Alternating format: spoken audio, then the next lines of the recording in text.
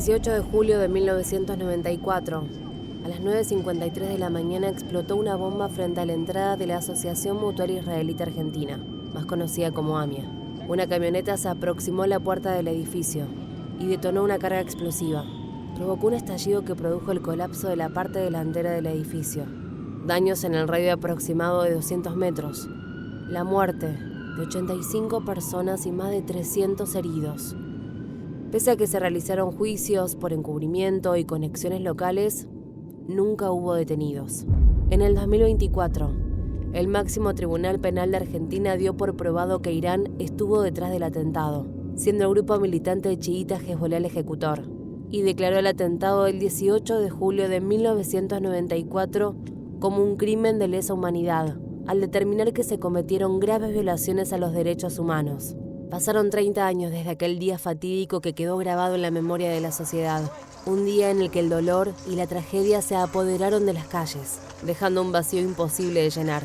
30 años después, seguimos esperando respuestas. Nos negamos a olvidar, a dejar que el paso del tiempo nos haga perder de vista nuestro objetivo. Mantenemos viva la memoria de los que ya no están y renovamos nuestro compromiso de seguir adelante exigiendo la verdad, no solo por ellos, sino por el bien de nuestra sociedad y de las generaciones futuras. A 30 años del mayor atentado terrorista de la historia argentina, no hay justicia. El terrorismo sigue, la impunidad también.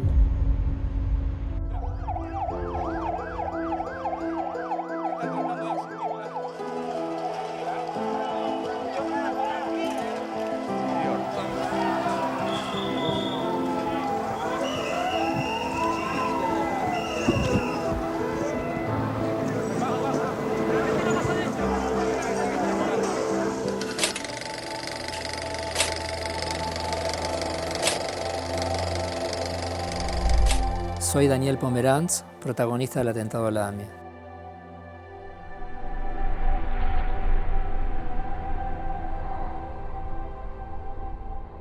El 18 de julio de 1994, la AMIA fue víctima de un atentado terrorista en el cual fallecieron 85 personas y más de 300 personas resultaron heridas.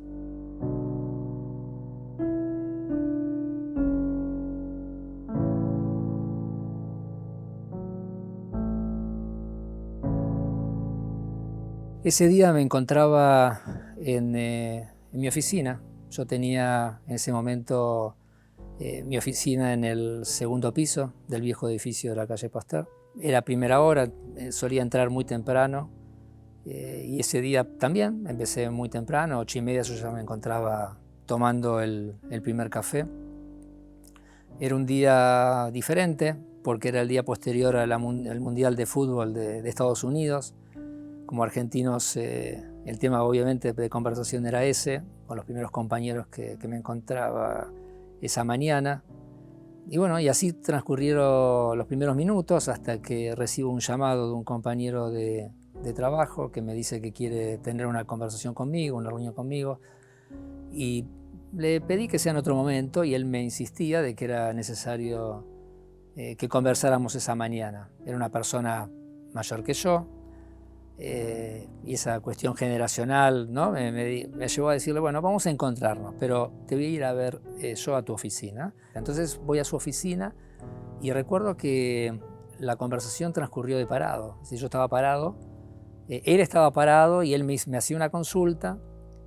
Obviamente no recuerdo ni cuál era el tema, ni de qué estábamos, cuál era su preocupación. Pero él me hacía una pregunta y yo le respondía y él me hacía otra y yo le volvía a responder. Recuerdo ese momento, recuerdo esa interacción, esa conversación y en ese devenir de preguntas y respuestas y que yo amagaba para irme y él me retenía y en esa situación sucede la bomba.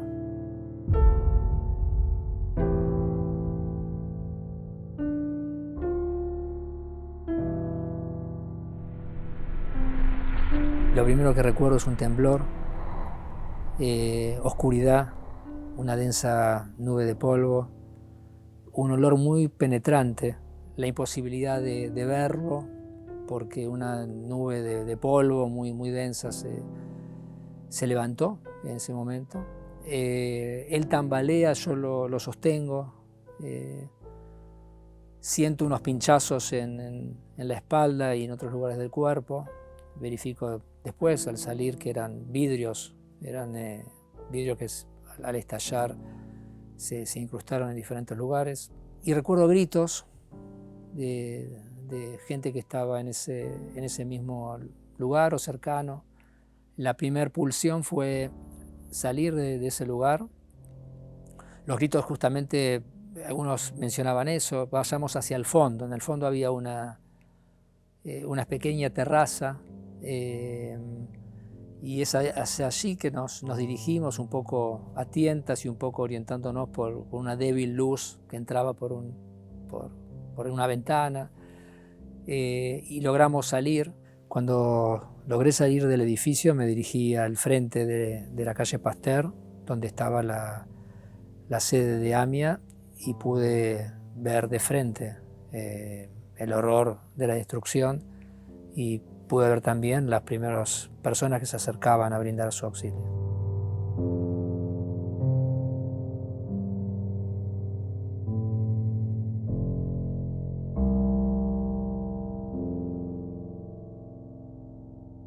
Y estando allí, los gritos continuaban.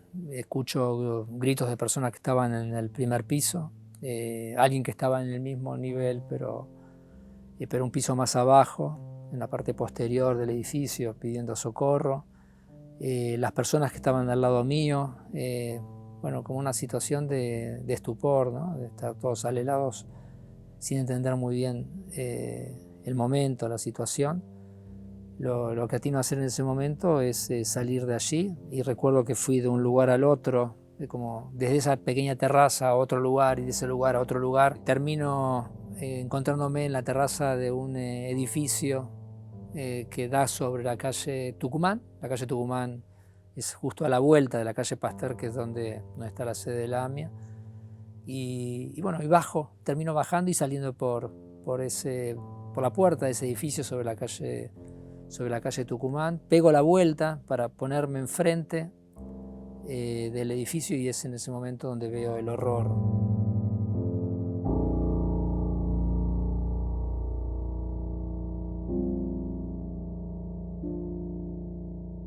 Ya habían aparecido algunas personas que intentaban hacer socorros o atender a las personas. En ese momento me cruzo con quien era en ese momento el presidente de AMIA y el tesorero. Estaban en una reunión muy cerca, a pocas cuadras de allí, y al escuchar la explosión, el estruendo, se acercaron enseguida. Estaban ahí, bueno, nos abrazamos, nos saludamos en ese momento. Y lo primero que se me ocurre es llamar a quien era mi esposa en ese momento, para decirle que estoy bien. La llamo, la despierto y se entera de lo que había sucedido por mí. El siguiente llamado que hago es a mis padres, pero no los encuentro porque ellos ya habían salido para el barrio del 11 para ver qué había pasado conmigo.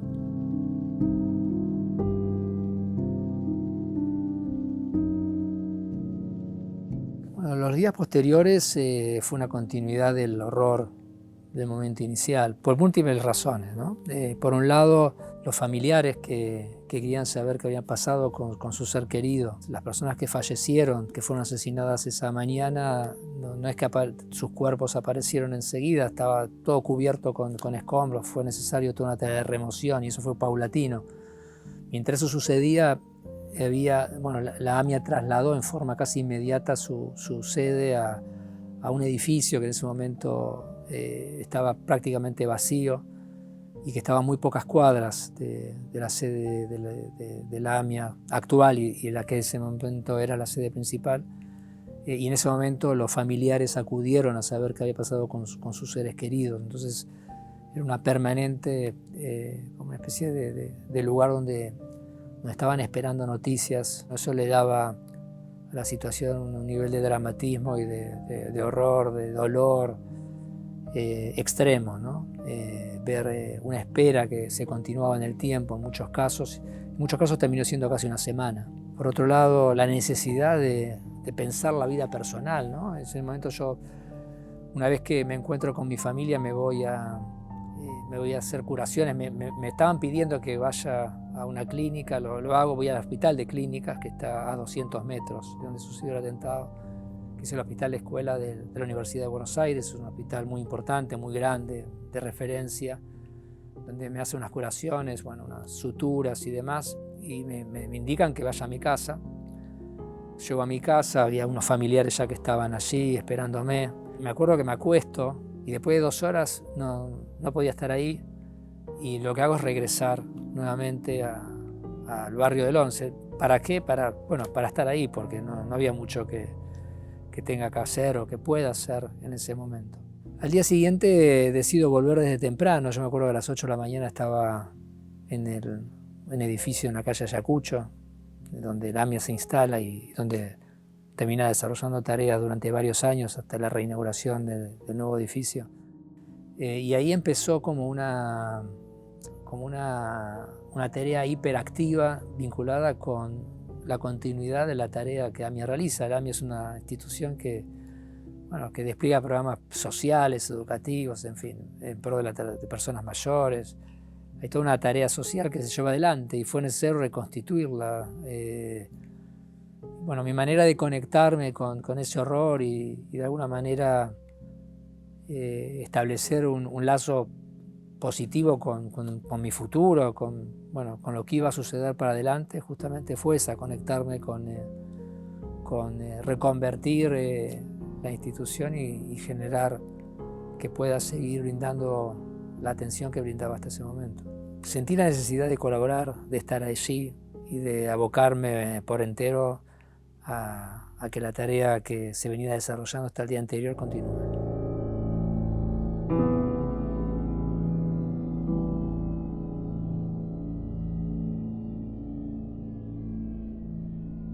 En ese momento la Argentina había conmemorado hace no mucho tiempo, hacía pocos meses, el 2º aniversario del atentado a la Embajada de Israel. Sí, la Argentina ya había sido víctima de un atentado terrorista 2 años antes. Lo que demostró el atentado a la AMIA es que los mecanismos necesarios para prevenir no estuvieron. El Estado no cumplió el rol de cuidar a sus propios ciudadanos y tampoco estuvo a la altura a la hora de brindar atención, ayuda a aquellos que fueron damnificados. Te mencionaba antes 85 familias quebradas por el dolor, por el horror, por la necesidad de restablecer alguna armonía que se da solamente en teoría, porque son rupturas, ¿no? que no cicatrizan nunca. Y obviamente a cada una de las víctimas y a la institución y a la comunidad en general, ¿no? La comunidad judía sufrió un golpe muy duro, no solamente en cabeza de la AMIA, sino en organizaciones que tuvieron que empezar a tener cuidados y acciones diferentes. No sé, hoy una organización de la comunidad judía es percibible en cualquier lugar por los pilotes, ¿no? de protección que tiene la puerta. Eso es una herencia horrible del atentado a la AMIA, ¿no?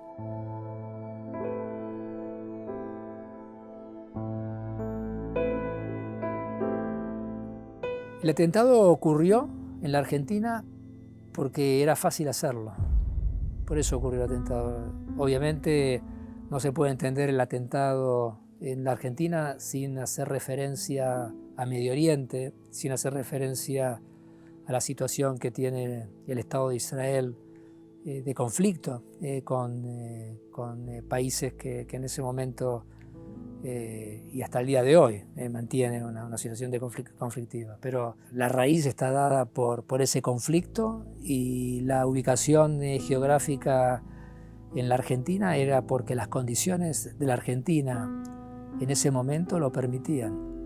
Tanto es así que lo permitían, y un factor central para entender la facilidad que eso tenía es que la Argentina no había aprendido absolutamente nada de lo que había sucedido 2 años antes en el atentado contra la embajada del Estado de Israel en nuestro país.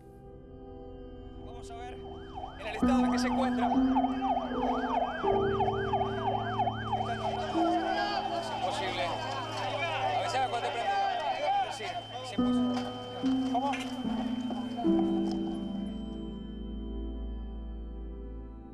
El atentado en Argentina, el atentado en Buenos Aires, por supuesto que no solamente en los países latinoamericanos, del mundo entero, hasta no hace mucho tiempo, hasta el 7 de octubre, cuando vimos el horror de Hamas en Israel, la barbarie que cometieron había sido luego de la Segunda Guerra Mundial el hecho que había generado más cantidad de víctimas contra judíos en cualquier lugar del mundo. Entonces el atentado contra la AMIA fue una alerta, fue un punto de inflexión con las comunidades judías de todo el mundo. Por supuesto que en Latinoamérica en particular, porque pertenecemos a una región y por múltiples motivos culturales, de afinidad, de cercanía geográfica y demás, la comunidad judía argentina tiene con las comunidades de los países hermanos de Latinoamérica muchos contactos y eso generó alertas, por supuesto, en la región. Pero fue un elemento también de cambio, un punto de inflexión también no solamente para la comunidad judía argentina, sino para las comunidades latinoamericanas y de otros lugares del mundo.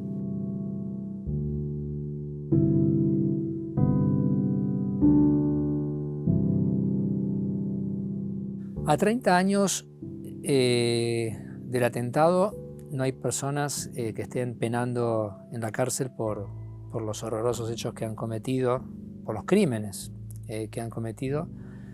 Las razones son múltiples, pero podemos resumirlas de que hubo una falla en el Estado en sus tres niveles.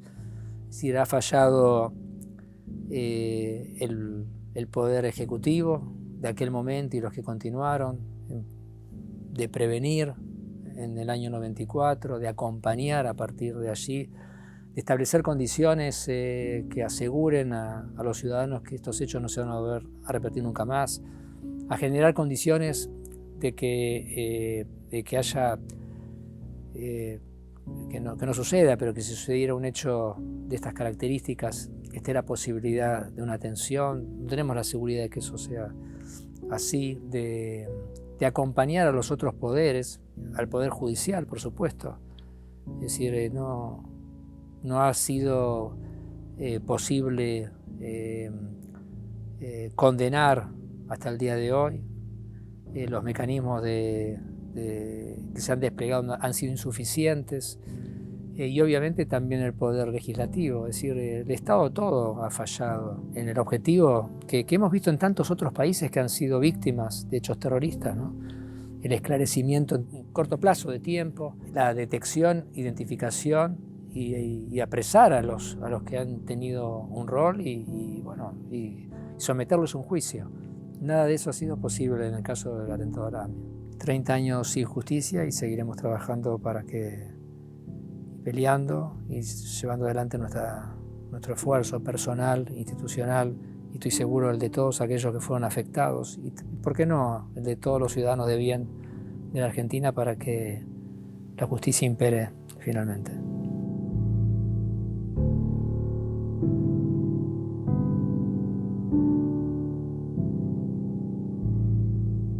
A mí me parece importante que a 30 años del atentado, nuestro país, que la Argentina tenga presente el atentado a la AMIA, que las víctimas tengan el acompañamiento que merecen, las víctimas familiares, las víctimas fatales, por supuesto, las víctimas sobrevivientes, muchas de las cuales no pudieron seguir trabajando, quedaron quebradas emocionalmente, con una cantidad de consecuencias hasta el día de hoy. Y que el atentado esté en la agenda pública. Esto no es un hecho casual, esto es un esfuerzo, esto es una convicción, esto es una tarea que realizamos. Para nosotros, en el calendario de la AMIA y de la comunidad judía toda, el 18 de julio es un hito, es un momento central y es un momento que está en el calendario judío, que está, por supuesto, integrado por festividades, por momentos de luto, por momentos de alegría. Y entendemos que también en el calendario de la Argentina es un hecho.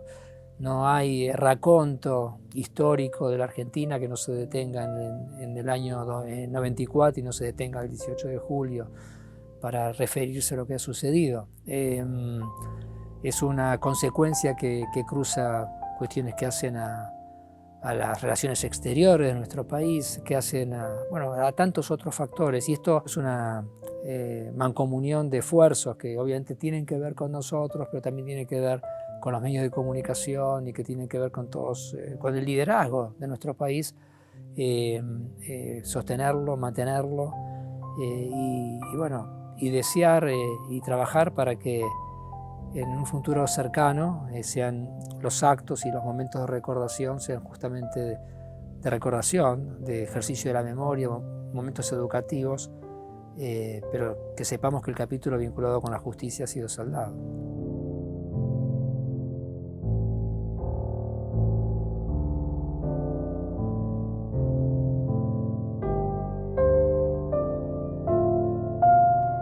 Cada 18 de julio, por un lado, revivo aquello que sucedió. Cada 18 de julio me encuentro con muchas personas que solamente me encuentro los 18 de julio. Y por más que eso suceda, entiendo, siento que hay una conexión diferente que nos ha unido a partir de ese momento. El 18 de julio de cada año para mí es un momento de reflexión. Me lleva al año 1994, pero al mismo tiempo a lo que sucedió en esos 30 años, en mi vida y en la vida de la comunidad, y obviamente en lo que tiene que ver con las razones por las cuales hasta el día de hoy está impune. El 18 de julio del 94 empezó una historia diferente en mi vida y lo llevo hasta el día de hoy y lo llevaré para siempre. Aquí en Buenos Aires se vuelve a repetir.